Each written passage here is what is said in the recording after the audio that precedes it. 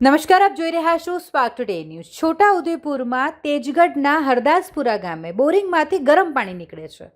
લોકોમાં કુતૂહલ સર્જાયું છે। આ એક અદ્ભુત ઘટના કહી શકાય। ગામના રહેવાસી છત્રસિંહ રાઠવાના બોરિંગમાંથી પૂનમના દિવસથી ગરમ પાણી નીકળતું હોવાનું સામે આવ્યું છે। આ અનોખી ઘટનાને જોવા માટે આસપાસના ગામમાંથી લોકો ત્યાં પહોંચ્યા છે।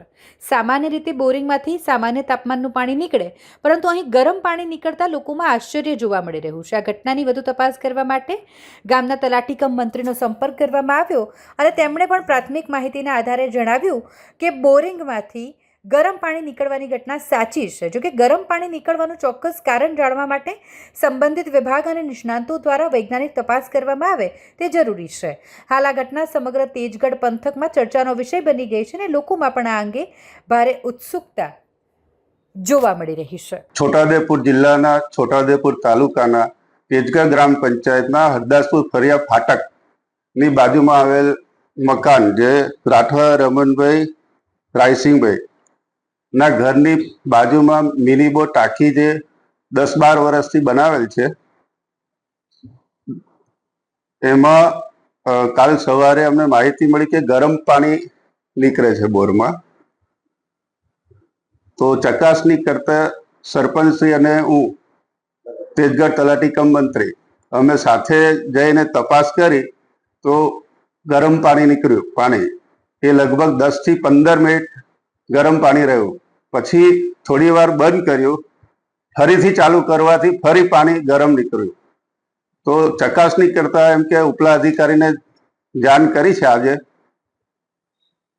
એમનો જે વાસ્મો અને પાણી પુરવઠા વિભાગ, એટલે એ બી ટીમ આવે, ચેક કરે, પછી એમ કે ચકાસણી બાદ એ નક્કી થશે કયા કારણસર ગરમ પાણી નીકળે છે। એ મારું નામ તલાટી કમ મંત્રી ભરવાડ બાલુભાઈ દેવાભાઈ। મારું નામ રાઠવા છત્રસિંહભાઈ રમણભાઈ। અમારે ફળિયામાં બોરવેલમાં ગરમ પાણી નીકળે છે, ગામ હરદાસપુર,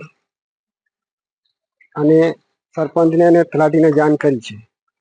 કેટલા દિવસથી નીકળે? 5 દિવસ સમજો ને, ગુરુ પૂનમના દિવસથી। આ બોરિંગ તમે કેટલા સમય પહેલા કરાય? બોરિંગ તો એમ તો બહુ સમયથી છે, તો પહેલા 4 વર્ષ નીકળતું પાણી ગરમ? ના, ઠંડુ। હમણાં 4 દિવસથી નીકળે છે? હા, 4 દિવસથી। શું નામ તમારું? છત્રસિંહભાઈ, કયું ગામ? હરદાસપુર। મારું નામ રાઠવા પ્રભાતસિંહ દશરથભાઈ, ગામ હરદાસપુર, તેજગઢ ફાટક ફળિયા। જ્યાં થોડા ઘણા દિવસથી, લગભગ પૂનમના દિવસથી અહીં ગરમ પાણી આવે છે। તો સરપંચશ્રી અને તલાટીશ્રીને પણ આની જાણ કરી છે।